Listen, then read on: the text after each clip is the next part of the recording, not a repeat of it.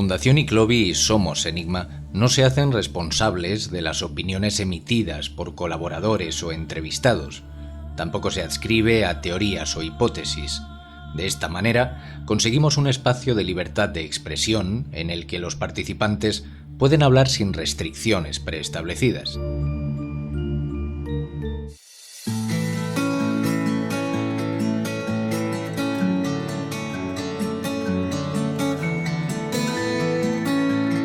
A menudo las personas solemos obviar todo aquello que nos rodea y se sucede a lo largo y ancho de nuestro planeta.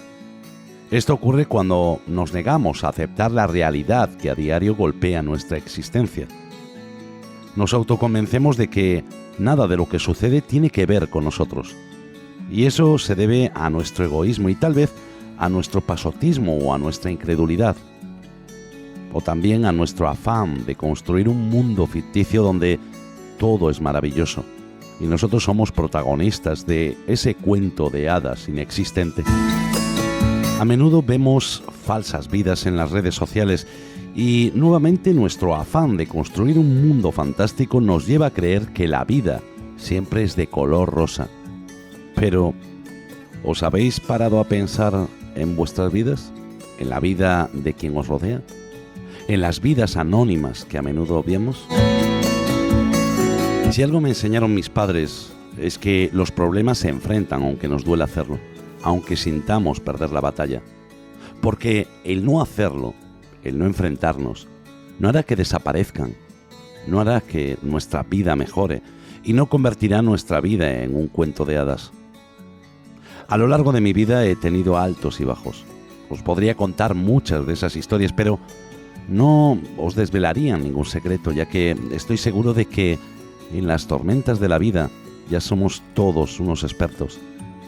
Nuestro planeta se mueve constantemente y mientras se suceden miles, millones de historias, y aunque nuestro empeño por obviarlas crezca, la cruda realidad es otra.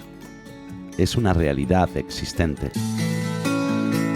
Si queremos cambiar el mundo, debemos enfrentarnos a una realidad cada vez más transformada por aquellos a los que le interesa que vivamos en esa fantasía donde el mundo es un cuento de hadas. Comienza Somos Enigma.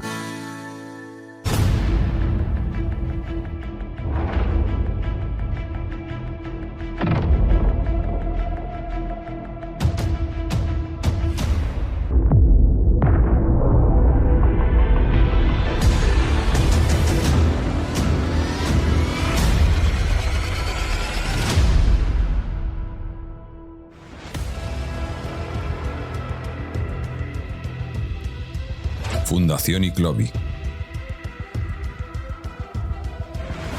Somos Enigma.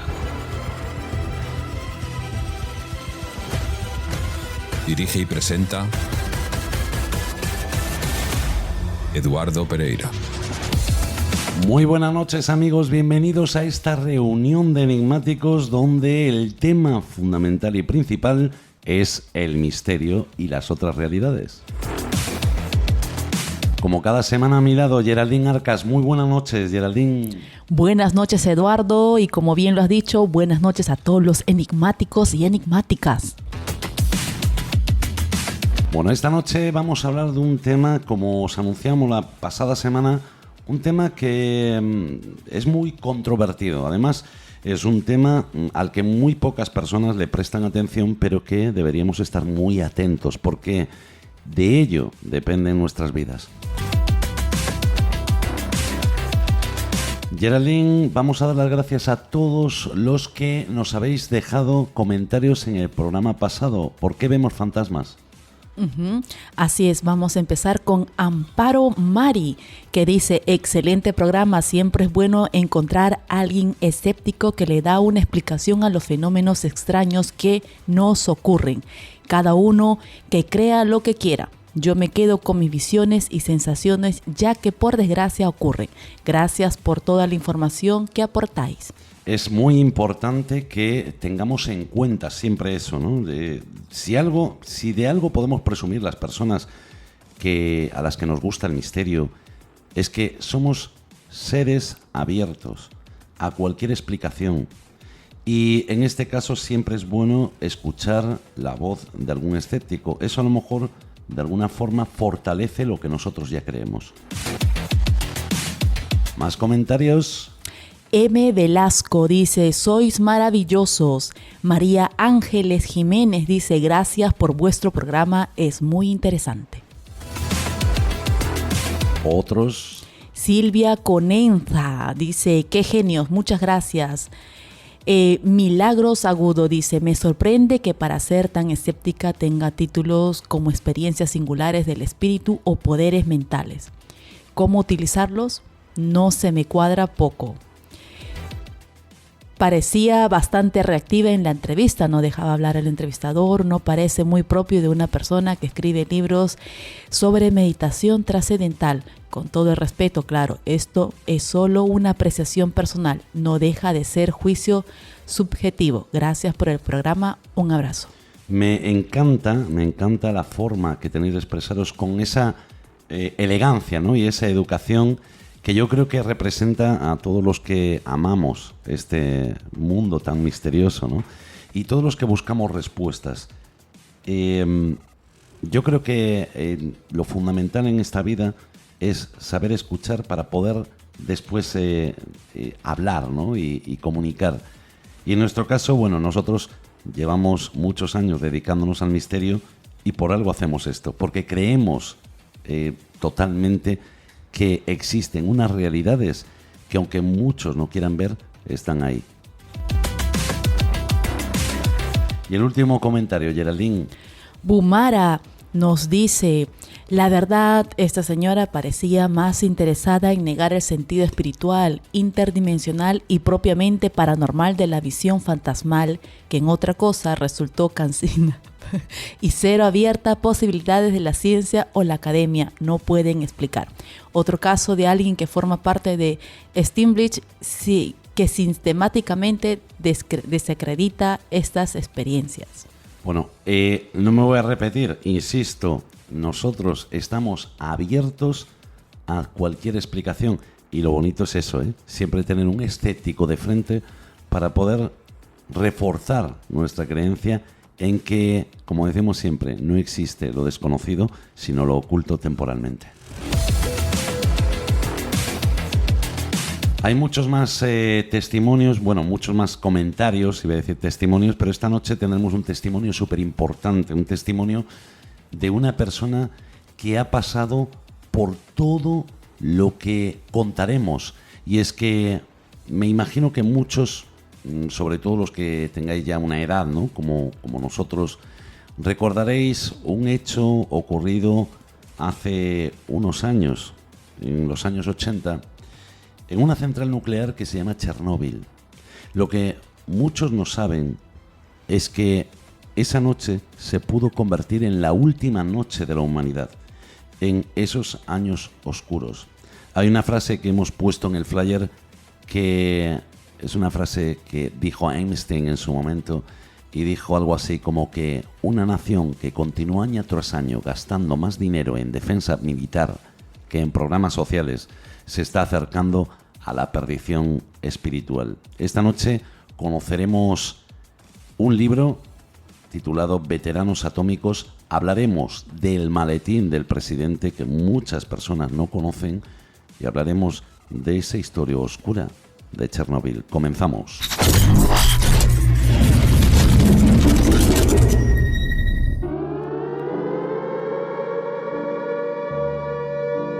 Lo que estáis escuchando es la sirena que anuncia un ataque nuclear inminente y que Dios quiera que nunca lo escuchemos.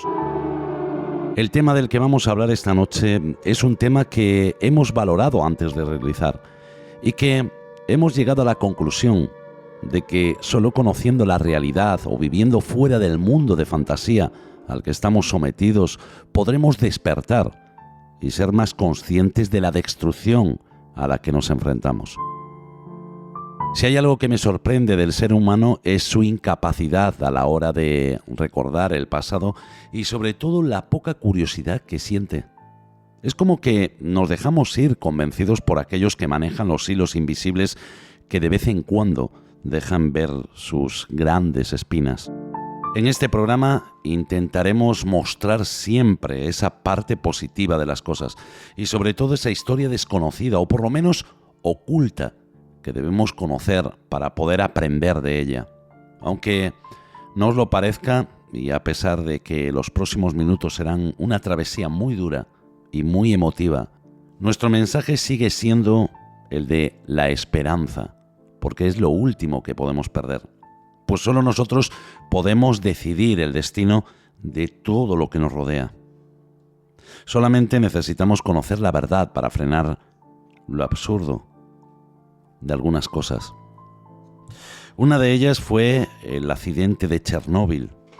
Se produjo un día 25 de abril de 1986, cuando los técnicos del reactor 4 de la planta nuclear Vladimir Ilyich Lenin, situada cerca de la ciudad de Pripyat, realizaron una prueba de seguridad que salió totalmente mal.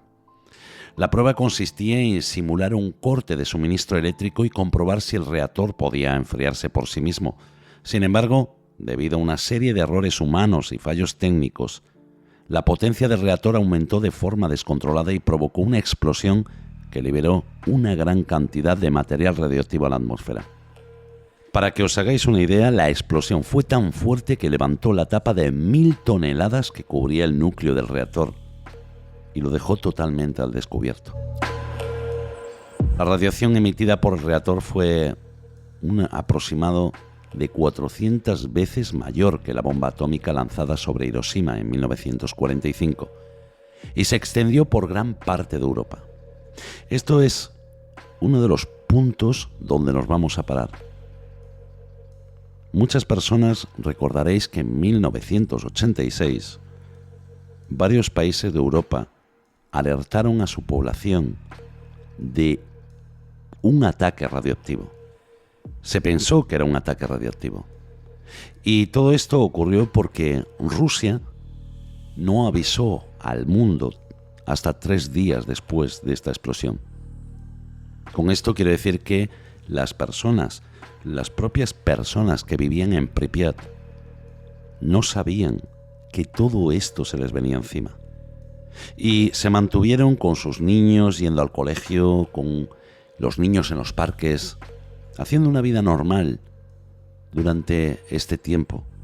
Los bomberos y los trabajadores de la planta intentaron apagar el fuego y contener esta fuga, pero muchos de ellos sufrieron quemaduras graves y murieron por la explosión y la radiación. El gobierno soviético intentó ocultar la magnitud de este desastre, como os decía antes, y no evacuó a los habitantes de las zonas cercanas hasta 36 horas después del accidente.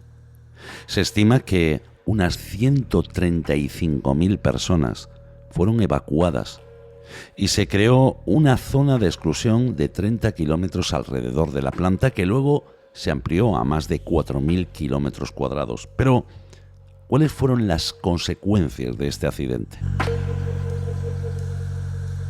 Las consecuencias del accidente de Chernóbil fueron devastadoras para la salud y el medio ambiente de millones de personas.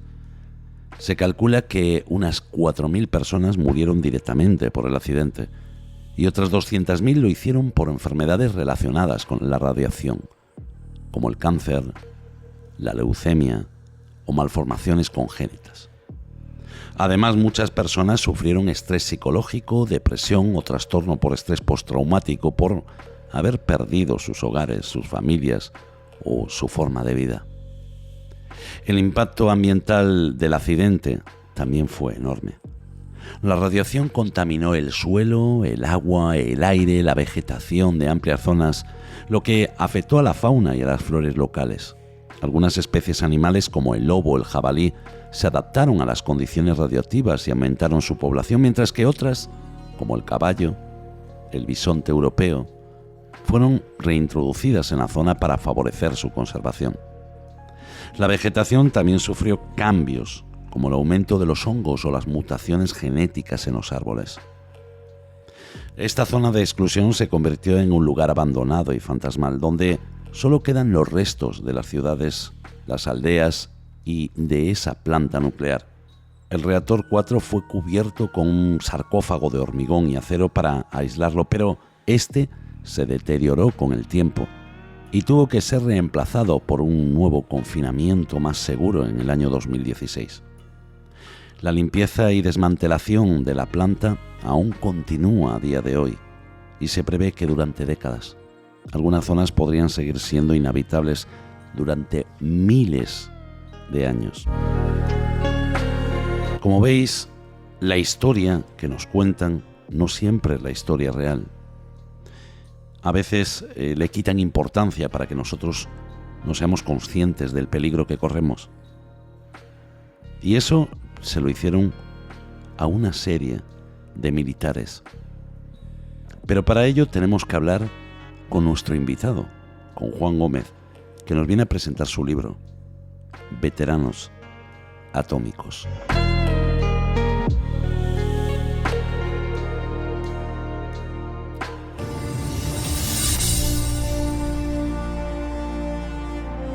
El invitado de esta noche nació en Eberbach, Alemania. Como periodista de oficio y apasionado investigador, sus pesquisas le han llevado desde el cono sur de África hasta el círculo polar ártico. Actualmente dirige y presenta el programa Nueva Dimensión. Es director de la sección ¿Qué te gusta un misterio?, del programa nacional No Sonoras de Onda Cero. Forma parte del equipo del programa Espacio en Blanco de Radio Nacional de España y colabora en el ámbito de la televisión en Cuarto Milenio, en 4, Televisión Española y también en Discovery Max. Asimismo es redactor de diferentes artículos para revistas especializadas como Año Cero. Como escritor fue galardonado con el Premio Enigmas, concedido por Prisma Publicaciones, de Editorial Planeta, al mejor libro de investigación periodística por Las cuevas y sus misterios, de Luciérnaga. Su último libro, El experimento atómico, de la editorial Guante Blanco, le ha permitido entrevistarse con militares norteamericanos presentes en pruebas nucleares. Es el único español que pertenece a la Asociación de Veteranos Atómicos de Estados Unidos. Visita esta noche Somos Enigma Juan Gómez Ruiz, que viene a hablarnos sobre su libro, Veteranos Atómicos.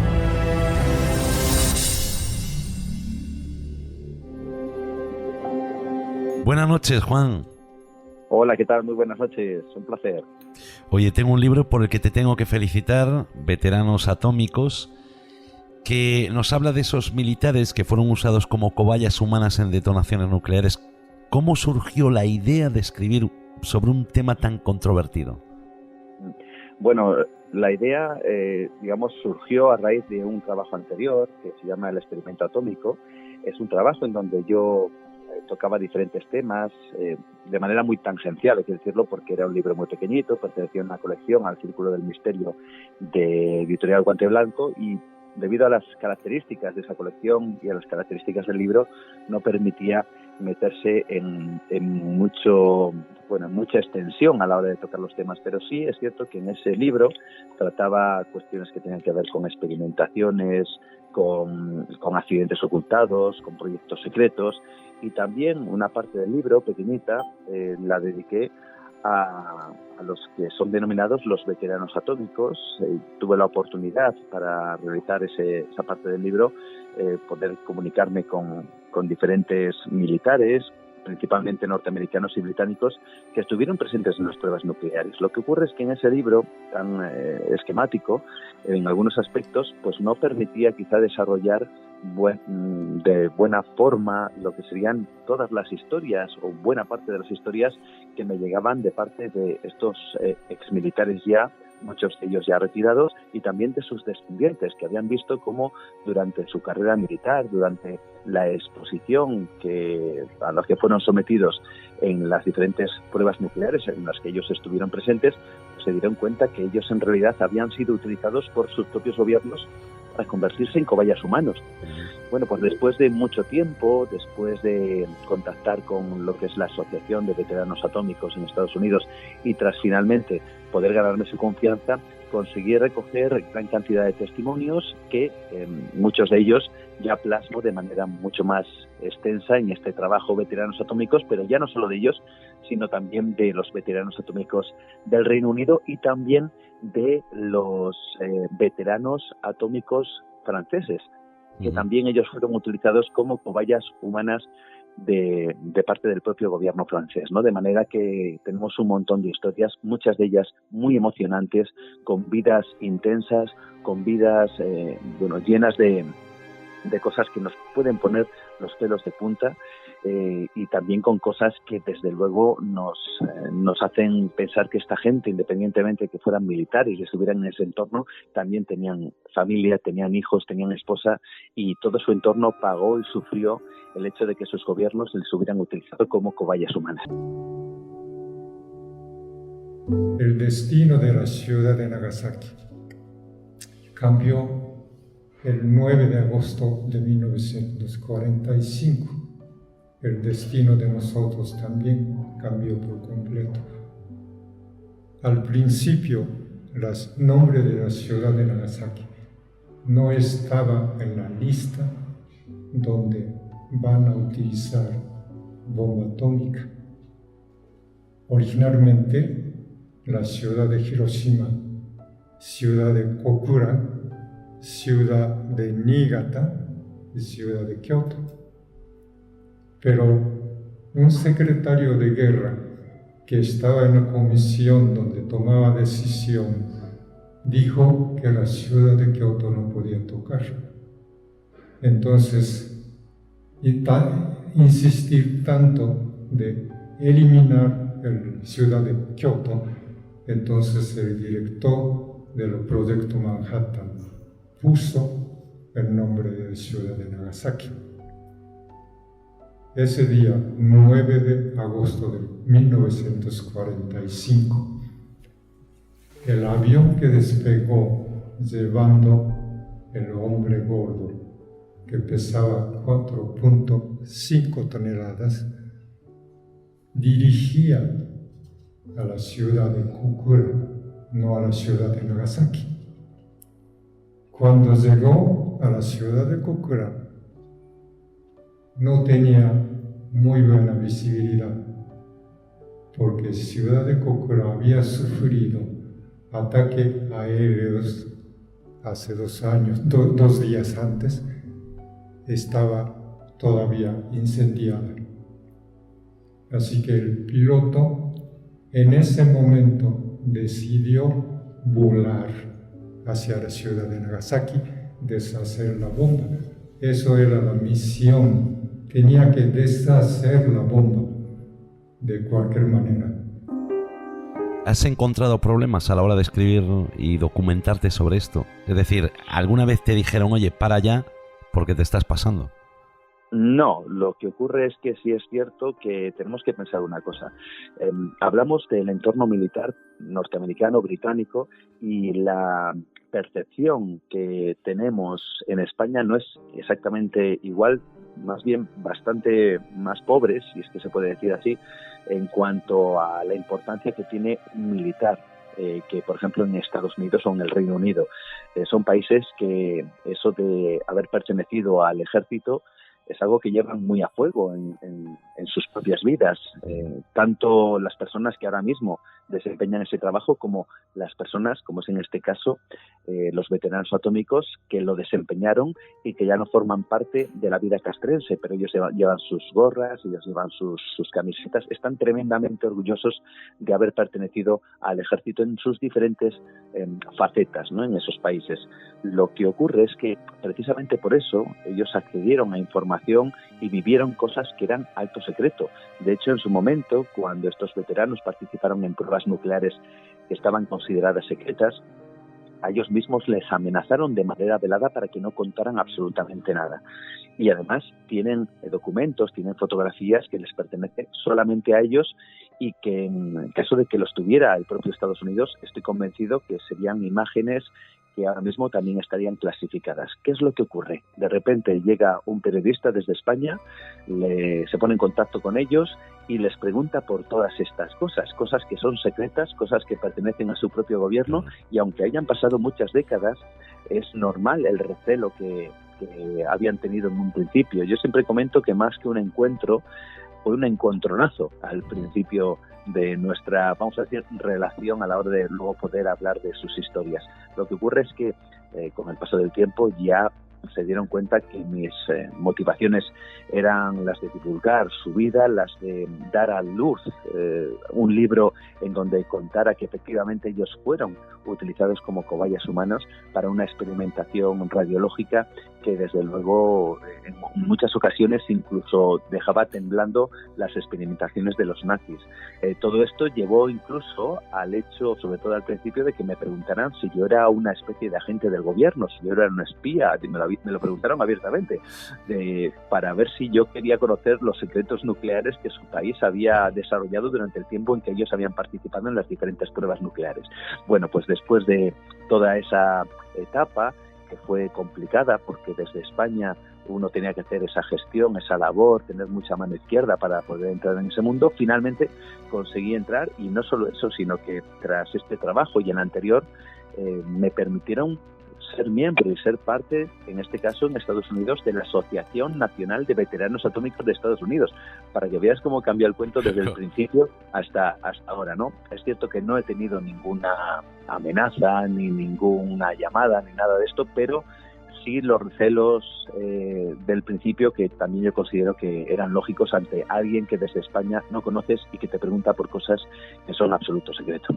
Claro, en España realmente todo fue muy desconocido, ¿no? O sea, España presume de no tener cabezas nucleares, pero yo recuerdo por un capítulo que tú pones en el libro que habla sobre los experimentos franceses, y yo recuerdo, yo pertenecía al ejército desde el año 91 hasta el año casi 2000, 1999, finales de 1999, y yo recuerdo unas maniobras que hicimos conjuntas entre varios países, y cómo los franceses nos enseñaban pruebas nucleares en el atolón de Mururoa. Y yo pensaba, no, pero es que los franceses no tienen bombas nucleares, pero sí que tenían, ¿no? Y que ya estaban practicándolas desde el año 66. Sí, así es. Es una de las cosas que yo apunto en el libro y que llaman poderosamente la atención. Incluso tú, que estuviste dentro del ejército, te quedaste asombrado cómo de repente descubriste que Francia tenía arsenal nuclear. Y es que durante la Guerra Fría todo el mundo ponía el foco en las dos grandes potencias, como era y como son Estados Unidos y en esa época la antigua Unión Soviética. Y todo el mundo, cada vez que se hablaba o se nombraba las cuestiones nucleares, me refiero al tema armamentístico, se ponía el foco principalmente en estas dos potencias, y poco se miraba hacia otros países como Francia, incluso el Reino Unido. ¿Qué pasó? Que Francia aprovechó toda esta atención mediática que ocupaba Estados Unidos y la Unión Soviética para desarrollar su programa nuclear de manera muy discreta. ¿Eso qué significó? Pues que poco a poco iba generando los diferentes elementos que le sirvieron en esa industria armamentística nuclear, hasta que finalmente desarrolló la bomba atómica casi, no te voy a decir que fuera en secreto al 100%, pero casi a espaldas del mundo. De manera que comenzó a hacer su particular versión de lo que hacía Estados Unidos, pero a la francesa, en las islas del Pacífico, en Mururoa, pero también en la zona de Argelia, en la zona de Regan. En todos esos puntos empezó a realizar test y pruebas nucleares, como digo, a espaldas casi de la comunidad internacional, que no se había ni enterado de lo que estaba haciendo Francia, ¿no? Solo en los años 90 mucha gente se sorprendió de que efectivamente esas imágenes, las que comentas, salieron a la luz, y el mundo, por lo menos a nivel civil, descubrió que Francia no solo tenía arsenal nuclear, sino que también desde los años 60 se había dedicado a lanzar bombas nucleares y a probarlas en diferentes partes del mundo, algunos, como digo, relativamente cercanos a Europa, como puede ser Argelia. ¿Qué significa esto? Bueno, pues que Francia también guardaba muy en secreto todo su programa nuclear, y hasta hace muy poquito sí ha confirmado, ha revelado el gobierno francés que efectivamente sí llegó a utilizar a sus propios soldados como cobayas humanos para la experimentación de la radiación.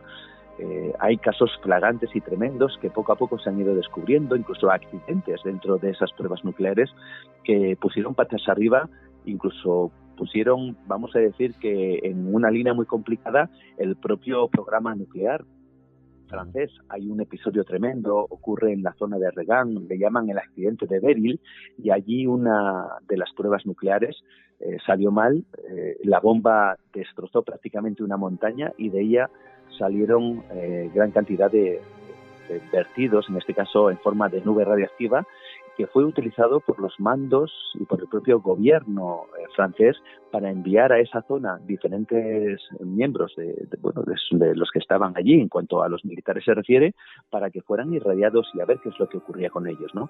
Por lo tanto, estamos ante historias que han sido ocultadas, que han sido veladas durante mucho tiempo, y Francia es un buen ejemplo cuando, como bien dices, la mayoría del mundo se enteró pues después de casi 40 años después, que Francia tenía su propio arsenal nuclear. Claro, de hecho, yo recuerdo ver imágenes, ¿no?, que nos ponían en vídeo por aquel entonces, en los que mirábamos que, claro, experimentaban con animales, ¿no? Pero de diferentes armas, ¿no? Entre primero la nuclear, después ataques químicos, como por ejemplo con cloro, ¿no? Que mirabas en los vídeos, mirábamos saltarle los ojos literalmente a los animales, ¿no? Y nos parecía, decíamos, esto es horroroso, ¿no? O sea, estabas viéndolo y no te lo creías, decías, esto debe ser una película de terror. Pero fue todavía peor porque estaban utilizando a personas, sin que ellos lo supieran, claro. Claro, ese es el problema.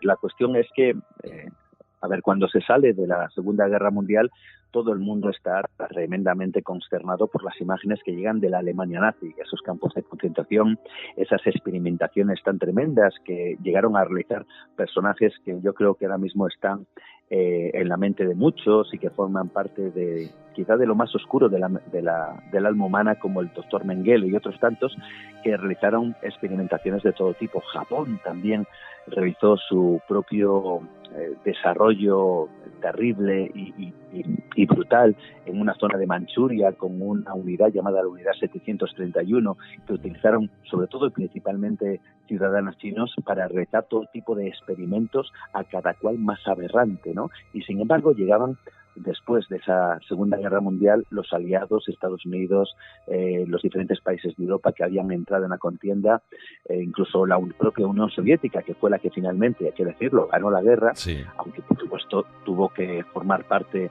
de ese conglomerado aliado para poder liberar Europa del nazismo, y nadie preveía que esos países que, digamos, sus gobernantes se llevaban las manos a la cabeza de las formas que había tenido el gobierno nazi de experimentar con las personas y acabar con su vida de manera despiadada, pudiera también ser objeto, en este caso, de experimentación por parte de esos países supuestamente liberadores, ¿no? El problema de todo esto es que no lo hacían contra el enemigo, contra ningún enemigo, lo hacían contra su propia ciudadanía, y en este caso contra los propios militares, que eran jóvenes, sí, que eran inexpertos, que no sabían nada de la energía nuclear ni lo que representaba la radioactividad, y eso fue utilizado precisamente en favor de aquellos mandos que decidieron que esas personas, miles, porque hablo de miles de personas, miles de soldados, los que fueron expuestos en diferentes circunstancias para averiguar cómo afectaba la radiación en sus cuerpos, por una razón muy sencilla, Eduardo, y es que lo que se buscaba era controlar precisamente la radiación. Tú ten en cuenta una cosa, y es que este elemento, la radiación unido a una bomba, era algo nuevo conocía afectaban a nivel radiológico y contaminaban las zonas, pero se quiso averiguar si esa radiación se podía utilizar como un soldado más, si podía ser controlado.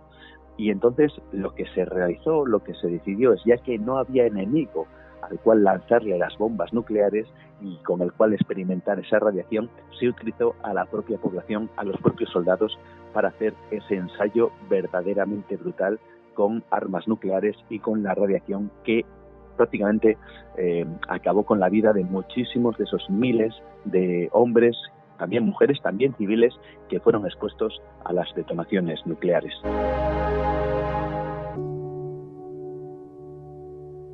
La bomba explotó. Es la primera vez utilizó la bomba de plutonio. La bomba de Hiroshima era uranio. Era mucho más potente de lo que había tirado en Hiroshima. Yo tenía 6 años. Estábamos viviendo 2.5 kilómetros de epicentro. Ese día habíamos sufrido como 3 veces la sirena de emergencia. La sirena de emergencia quiere decir que inminente ataques aéreos.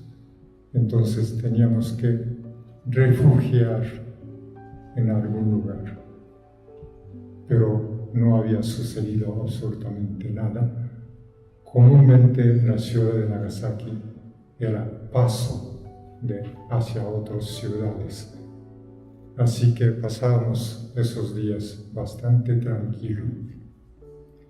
Yo normalmente iba con los niños de misma edad a la montaña cercana para cazar insectos como cigarras y libélulas, porque no teníamos ningún juguete con que entretenernos. Entonces, pero no sé por qué razón yo estaba solo jugando frente a mi casa, cerca de mi madre que estaba preparando la comida de mediodía.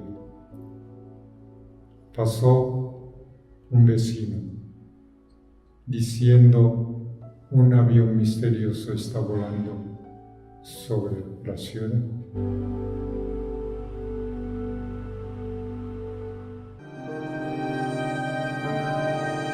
Cuando hablas de una bomba atómica piensan en lo que, digamos, la explosión, ¿no? Pero no piensan que todo eso deja después unas secuelas en el medio ambiente y en todas las personas que estén, pues no sé qué radio, ¿no?, puede ocupar. Pero yo escuchaba que, por ejemplo, si cayese una bomba atómica en el centro de Madrid mataría a 500.000 de personas. O sea, estamos hablando de un porcentaje muy alto de muertes. Sí, dependiendo del tipo de bomba. Una bomba convencional, si es que se puede decir así, como las que, por ejemplo, como las que lanzaba Francia en esas islas del Pacífico, sí puede acabar con 500.000 de personas. Pero, por ejemplo, una bomba como la bomba del Zar, que llegó a tener 50 megatones de potencia. Estamos hablando de 50 millones de toneladas de TNT, la mayor bomba jamás creada por el hombre y que la hizo detonar en una zona muy alejada de Siberia.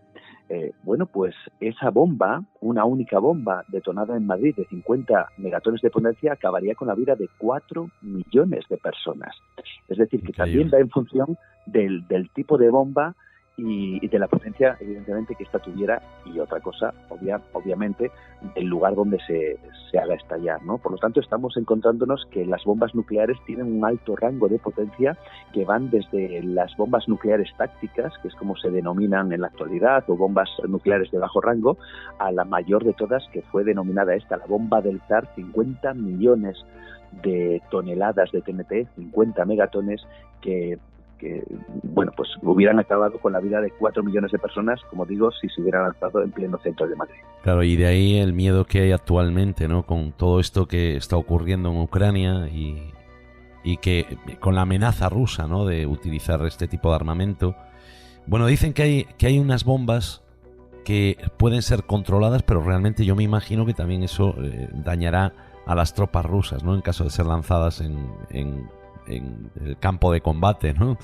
O sea, yo creo que eso va a ser un arma de doble filo, ¿no?, para ambas potencias. Pero, ¿quiénes fueron las primeras víctimas en alzar la voz? Porque, claro, esto tuvo que haber alguien que de repente dijo: oye, me está ocurriendo esto, yo fui víctima de esto y ahora voy a denunciarlo. ¿En qué país? ¿Cómo fue eso? Bueno, principalmente los primeros en alzar la voz partieron desde Estados Unidos y luego desde el Reino Unido. ¿Por qué? Bueno, porque quizá el programa nuclear, sobre todo principalmente en Estados Unidos, fue expuesto más a la luz pública. Seguramente que todo el mundo recuerda y puede ver en internet, y de vez en cuando lo vemos en algún reportaje, esas famosas detonaciones en la zona del Pacífico con diferentes barcos y cómo la detonación elevaba gran cantidad de agua a cientos de metros de altura y cómo ese agua al final acababa prácticamente engullendo a esos barcos. En definitiva, un montón de imágenes tenemos porque el propio gobierno de los Estados Unidos se encargó de recogerlas y además de enseñarlas al mundo por una razón muy básica, y es que quería demostrar sobre todo a la Unión Soviética la capacidad nuclear que en ese momento estaba consiguiendo, ¿no? ¿Qué significa esto? Pues que había muchos soldados allí, se veían en las imágenes miles y miles de soldados, y con el paso del tiempo fueron estos soldados norteamericanos los que, cuando ya empezaron a sufrir ciertas dolencias realmente extrañas, ellos empezaron a preguntarse por qué les estaba ocurriendo esto a ellos y no a otros compañeros que, por ejemplo, siendo de la misma edad, no habían estado en esas detonaciones. Y fueron hilando cabos, fueron incluso investigando, llegando a buscar sus expedientes militares, y ahí es cuando se toparon con la primera sorpresa, y es que sus expedientes, muchos de ellos, a la inmensa mayoría, habían desaparecido. Es decir, en los momentos clave en donde estos soldados habían estado presentes en las pruebas nucleares, habían desaparecido ese periodo de su vida militar de los expedientes de esa misma vida militar. Había un silencio, un muro, un cerrazón, y eso les dio la clave de casi de entender que algo estaba ocurriendo, ¿no? Y que aquello no era normal, y que muchos de sus compañeros habían muerto al poco tiempo, a las pocas semanas o a los años, ¿no? Después de tener todas estas experiencias. Se empezaron a movilizar, realizaron diferentes asociaciones, como digo, la Asociación de Veteranos Atómicos en Estados Unidos, pero también hay otras asociaciones, por ejemplo, la que se formó a causa del accidente que hubo en España, en Palomares, el famoso accidente de Palomares en el año 69 del pasado siglo, y también en Estados Unidos hay una asociación de veteranos atómicos de Palomares, que son básicamente todos los militares que fueron convocados desde las diferentes bases que Estados Unidos tiene en España para que retiraran el plutonio y los sedimentos radiactivos que habían quedado contaminados después de que esas bombas hubieran caído en la zona aledaña a esa playa de Almería. Bueno, pues cuando ellos regresaron a sus países se dieron cuenta que algo estaba ocurriendo, que su salud empezó a empeorar y que nadie les había advertido, nadie les había dado ni siquiera un triste traje de protección o una mascarilla, ¿no? Incluso algunos de estos militares recuerdan cómo les instaban a comer tomates, gran cantidad de tomates que salían de las huertas de las zonas que estaban contaminadas, lo cual les indicó que ese terrible accidente sirvió para el gobierno norteamericano, y dicen que también para el gobierno franquista de la época, para hacer toda una experimentación radiactiva, no solo con las personas que vivían en esa zona en España, sino también con todos los militares que fueron a limpiar casi con sus propias manos desnudas todos esos sedimentos radiactivos. Pues a partir de que comenzaron esas dolencias, fueron, como digo, asociándose y empezando a llamar a puertas. Lo único que se encontraban era con muros, de manera que ahora, a día de hoy, tienen una lucha muy interna, muy enconada con sus propios gobiernos.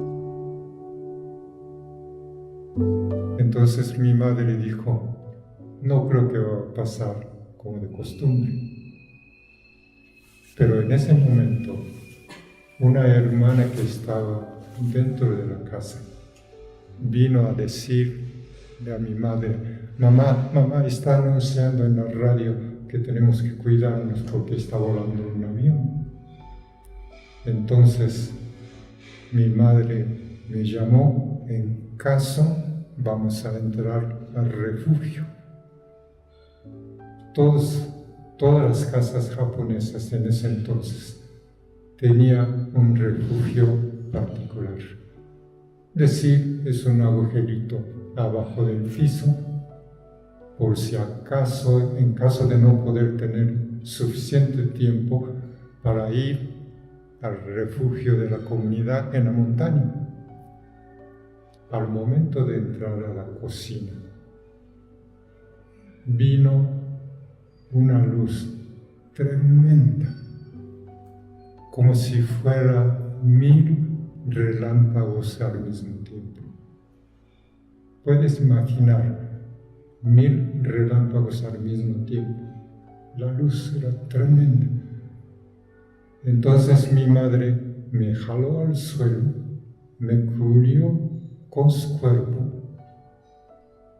Vino un tremendo ruido. Sentíamos que estaba volando muchas cosas encima de nosotros.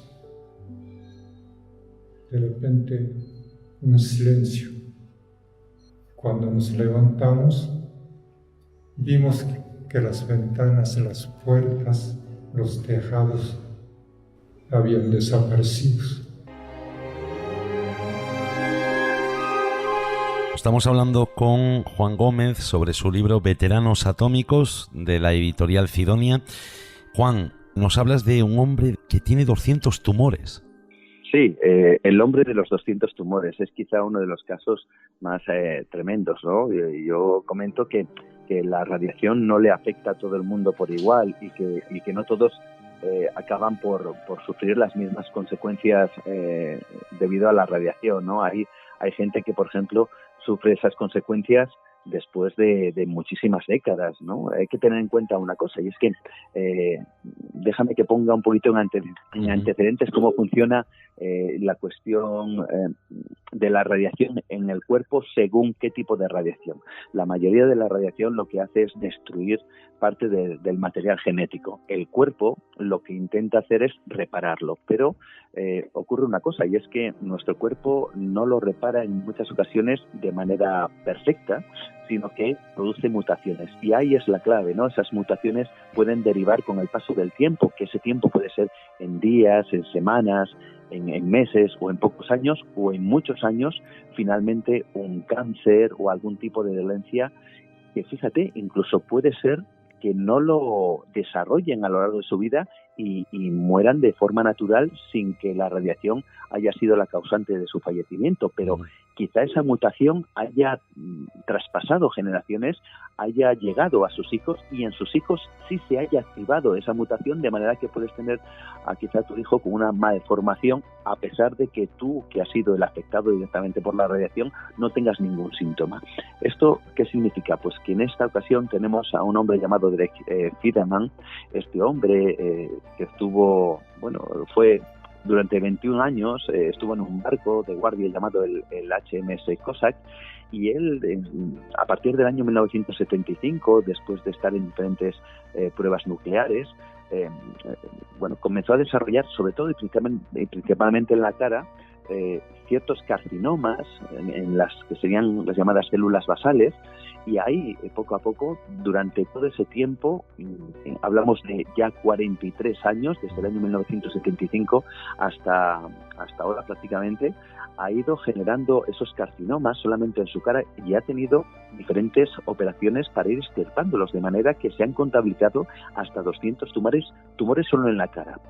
Ponía ese ejemplo de cómo afecta la radiación a diferentes personas para que veamos que no todo el mundo tiene por qué tener una afección de un cáncer o morir de manera tremenda, como a veces ha ocurrido en ejemplos muy dramáticos, ¿no? Sino que puede tener afecciones tan desagradables y al mismo tiempo pues sorprendentes, ¿no? Como este hombre, Derek Fiedemann, que desde el momento en que tuvo esa unión o ese contacto con las detonaciones nucleares, a partir del año 75, tiempo más tarde, comenzó a sufrir estos carcinomas, más de 200 tumores en su propia cara. Estoy alucinando, ¿no? 200 tumores en la cara, solo en la cara. Es increíble. Bueno, hay que decir que la radiación es algo que después se hereda, ¿no? Es decir, esto queda en nuestro ADN, como tú dices, ¿no? La radiación de padres a hijos, y que al final no es solo esa generación, sino que las próximas generaciones van a tener problemas, ¿no? De salud. Sí, están, yo no sé si voy a decir condenadas, no me atrevería a decirlo, pero casi, porque hay casos realmente tremendos. Yo no solo he podido hablar con estos militares que han sobrevivido y que cuentan sus experiencias, que el hecho de que tengan una edad avanzada no significa que no hayan sufrido diferentes dolencias a causa de la radiación. Yo recuerdo a Paul Sparacino, que ya tiene una edad bastante avanzada, pero el hombre a lo largo de toda su vida, desde el año 1962, que estuvo presente en diferentes detonaciones nucleares de una operación secreta llamada Operación Dominique, él ha ido desarrollando diferentes cánceres que afortunadamente ha ido solventando gracias a la medicina actual, pero que si le llegan a ver, digamos, lo lleva desarrollado en épocas anteriores, quizá no hubiera sobrevivido y no hubiera tenido la edad que tiene ahora. Por desgracia, esto también pasa a los hijos. Incluso los hijos no tienen por qué desarrollar esas mutaciones, porque las mutaciones se tienen que activar, pero puede que esa mutación que ya está en el ADN pase a los nietos, y estos sí desarrollen malformaciones y todo tipo de dolencias tremendas, ¿no? Yo recuerdo como, por ejemplo, una de las descendientes de uno de los veteranos atómicos me decía que ella había tenido varios abortos y que su ilusión había sido tener hijos y nunca lo ha podido tener. O, por ejemplo, Victoria Moore, una mujer que cuento su historia y sobre todo la historia de su padre, una historia emocionante, una historia en donde él participó, por desgracia, como un cobayo humano en diferentes detonaciones, y cómo los médicos, cuando esta mujer ya es una mujer avanzada de edad, pero en ese momento tan solo tenía 10-11 años, como los médicos la recomendaron utilizar diferentes métodos anticonceptivos ya con 11 o 12 años, como la píldora, para que jamás tuviera hijos, porque ya le advirtieron a esa edad tan temprana que los efectos de la radiación que había sufrido su padre probablemente estuvieran en su ADN, y quizás si ella tuviera hijos, en caso de tenerlos y no perderlos en la gestación, puede que salieran con todo tipo de problemas, desde diferentes deformaciones hasta que desarrollaran de manera temprana algún tipo de enfermedad tipo cáncer o tumores de alguna clase, o que murieran de manera repentina, ¿no? Así que esta mujer, que ya tiene cierta edad, como digo, siempre ha vivido con el aliento de la radioactividad en su propio ADN, debido a la que pudo, y de hecho así fue, causarle a su propio padre. Estuvimos como 10-15 minutos en ese lugar. Cuando mi madre decidió llevarnos al refugio común, salimos a la luz. La cabeza de mi hermana estaba cubierta de pedazos de vidrio. Estaba desangrando. Entonces mi madre, con mucho cuidado, quitando todos los pedazos, limpió el sangre. Cambiamos al refugio de la comunidad en la montaña. Pero quiero comentar, mi hermana entonces tendría 13 años, pero cuando tenía 5 años le había amputado una pierna por un accidente. Entonces estaba utilizando un prótesis, pero el prótesis de entonces era muy incómodo, sufría mucho, no podía caminar normalmente como la gente normal. Por esa razón ella no podía asistir en la escuela, porque las niñas de esa edad entonces tenía que ir a trabajar en la fábrica de armamentos. Pero ella, como no podía mover como otras niñas, la escuela le había prohibido asistir, así que estaba en la casa. Pero en ese momento ella corrió mucho más rápido que nosotros. Es la primera vez, la última vez que la vi actuar como la gente normal. Me imagino que tenía tal miedo que le hizo reaccionar de esa manera.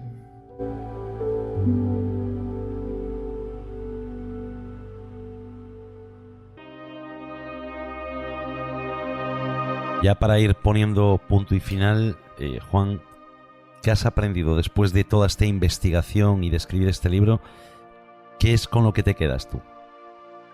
Bueno, ha sido una investigación dura porque el libro y toda la información que expongo es algo tremendo. Lo que aprendes es que el ser humano es un absoluto lobo para el hombre y que nosotros, que nos creemos en muchos casos el centro del universo, o por lo menos así lo creíamos hasta hace relativamente poco, históricamente hablando, hemos tenido la oportunidad de controlar la energía más extraordinaria del universo, que es la energía atómica. Tenemos que pensar que en el interior del Sol se producen reacciones nucleares a cada segundo, millones y millones de ellas. Los átomos de hidrógeno se funden, crean una reacción nuclear y de ahí se produce luego lo que podemos ver que da absoluta vida al Sol, ¿no? Y el Sol nos proporciona vida. Es casi la energía nuclear la encontramos por todos los lados del cosmos porque cada estrella está generando en sí mismo pues todas estas reacciones atómicas. Bueno, pues con esa energía el hombre, que podía, yo creo, haber investigado en muchísimas facetas y haber intentado sacar lo más positivo de buena parte de lo que en definitiva mueve nada más y nada menos que a las estrellas y las mantiene con vida, pues lo que realizó fue la bomba y el arma más poderosa del mundo para destruirse a sí mismo, ¿no? Lo cual nos dice que todavía tenemos mucho que aprender y más sobre todo cuando ya no solo fue la creación de esta arma, sino también utilizar como si fuera el lobo, un lobo para el propio hombre, utilizar a la población civil, a los militares, como conejillos de indias, para todavía seguir averiguando hasta qué punto podían alcanzar a exprimir el poder destructivo de estas bombas, ¿no? Por lo tanto, lo que aprendemos es que lo que hace falta es que el hombre aprenda mucho más y quizá, no lo sé, lleguemos a tiempo a entenderlo, ¿no? Ojalá que lleguemos a tiempo, porque desde luego las noticias que nos están llegando últimamente no son muy halagüeñas. Desde luego. Ojalá el hombre aprenda de esto y para ello recomendamos el libro Veteranos Atómicos de Juan Gómez. Juan Gómez, ¿dónde pueden adquirir el libro? ¿Medios de contacto? Pues se puede adquirir en cualquier librería, en la librería habitual, también a través de las diferentes plataformas que hay en Internet, la Casa del Libro, Amazon, en definitiva, bueno, en cualquier establecimiento de venta habitual de libros, ahí se puede encontrar. Y forma de contacto, bueno, pues a través, por ejemplo, de mi correo electrónico, nuevadradio@gmail.com. También estoy en Twitter, nuevadradio. Ahí estamos y bueno, a través de Facebook, Juan Gómez Ruiz, en definitiva por ahí me pueden comunicar. Juan Gómez, muchísimas gracias por acompañarnos esta noche. Estaremos pendientes de todos tus trabajos y sobre todo recomendarle a todo el mundo que escuchen Nueva Dimensión, que es el programa que tú presentas y diriges. Y oye, que sepas que yo lo escuchaba y hoy por fin pues puedo conocerte, ¿no?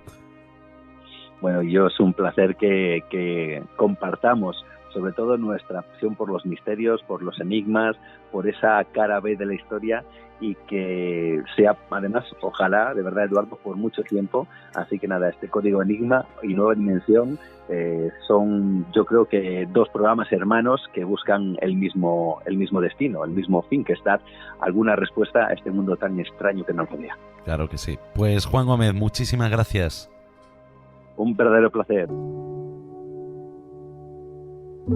Muchos sobrevivientes comenzaban a morir sin saber qué estaba pasando.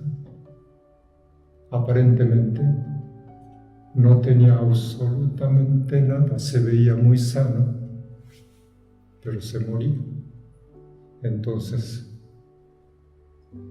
la gente que no sufrió por la bomba atómica empezaron a discriminar a los sobrevivientes, porque pensaron que los sobrevivientes tenían alguna enfermedad contagiosa.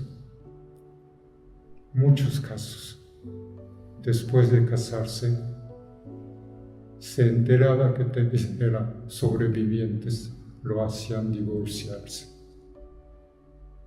Muchas mujeres no podían soportar esa discriminación. Seleccionaron el camino fácil. Muchos.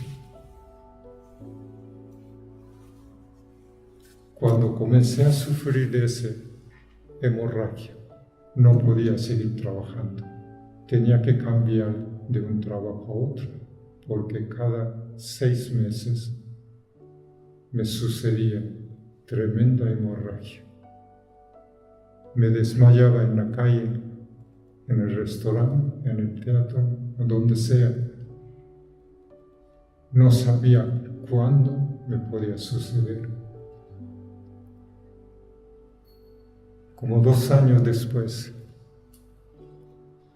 comencé a tener la salud bastante bien.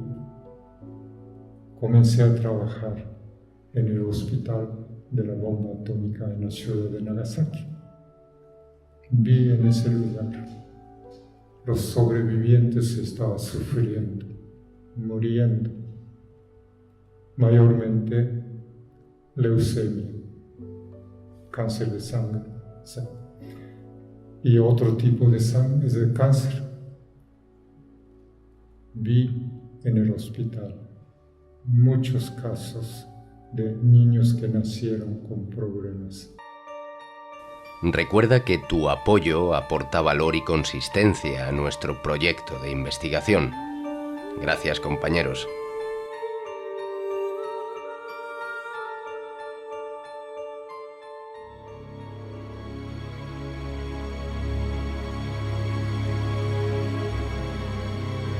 Es muy interesante todo lo que nos cuenta Juan Gómez y esa investigación que plasma en su libro Veteranos Atómicos de la editorial Cidonia.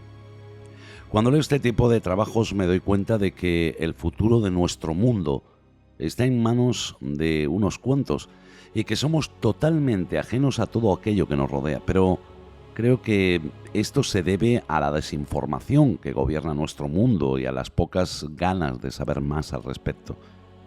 Cuando hablo de ciertas personas que tienen el futuro de nuestro planeta en sus manos, lo digo de manera literal, ya que lo que pocos saben es que estas personas podrían acabar con la vida tal como la conocemos con un simple gesto, o lo que es peor, con una simple confusión o equivocación, con una simple decisión.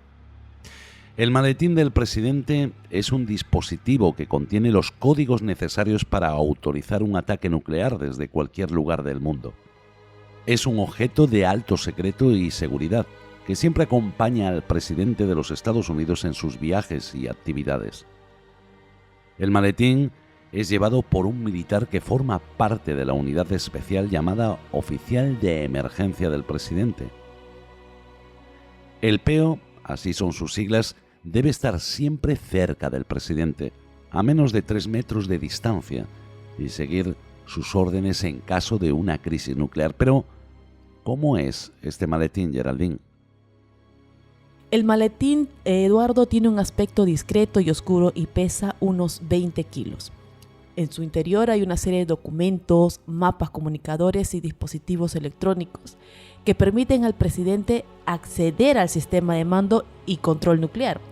Entre ellos se encuentra la famosa tarjeta Biscuit, una tarjeta plástica con los códigos personales del presidente que debe memorizar y llevar consigo en todo momento. La tarjeta Biscuit es necesaria para autentificar la identidad del presidente y activar el maletín. El maletín también tiene un botón rojo que no es el que lanza los misiles nucleares, sino que sirve para establecer una comunicación directa y segura con el Pentágono, donde se encuentra el Centro Nacional de Comando Militar. Es el encargado, Eduardo, de ejecutar las órdenes del presidente y coordinar las acciones militares. El botón rojo activa una línea telefónica especial llamada Airborne Command Pods, por sus siglas en inglés, ABNCP, que conecta al presidente con él y con otros aviones militares equipados con sistemas de comunicación nuclear. El maletín tiene también una pantalla táctil que muestra al presidente diferentes opciones de ataque nuclear. Sorprendente, ¿eh? Muy sorprendente. Estas opciones están basadas en unos planes preestablecidos llamados opciones de ataque de emergencia, que contiene información sobre los objetivos, las armas disponibles, los tiempos de vuelo, los daños esperados y las consecuencias humanitarias y ambientales. El presidente también puede elegir una de esas opciones o modificarla según su criterio. Una vez que el presidente ha tomado su decisión, debe introducir los códigos de la tarjeta Biscuit y confirmar la orden con su voz.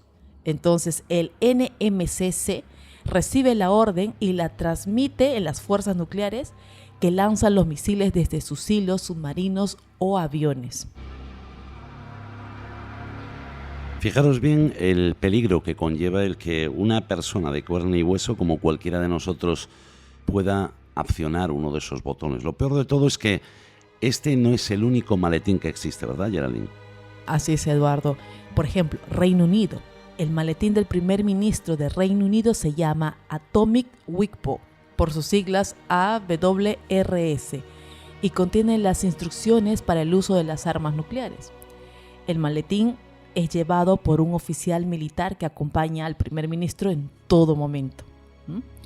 El maletín tiene un botón rojo también, que activa una comunicación segura con el cuartel general permanente conjunto, donde se encuentra el Centro Nacional de Operaciones Nucleares.